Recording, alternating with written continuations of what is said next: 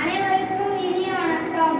இன்று நாங்கள் இருவரும் கர்ம வீரர் காமராஜரின் நீர்ப்பாசன திட்டம் மற்றும் அவரின் மறைவை பற்றி கூற வந்துள்ளோம். விவசாயம் நாட்டின் முதுகெலும்பு என்பதை உணர்ந்து பல்வேறு நீர்வள திட்டங்களை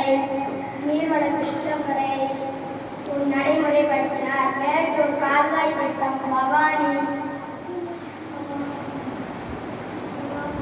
திட்டம், காவேரி டெல்டா வடிகால் அபிவிருத்தி திட்டம், மணிமுத்தார், அமராவதி, வைகை, சாத்தனூர், கிருஷ்ணகிரி போன்ற ஆரணியாறு போன்ற திட்டங்களை அறிமுகப்படுத்தியவர் கர்ம வீரர் காமராஜர்.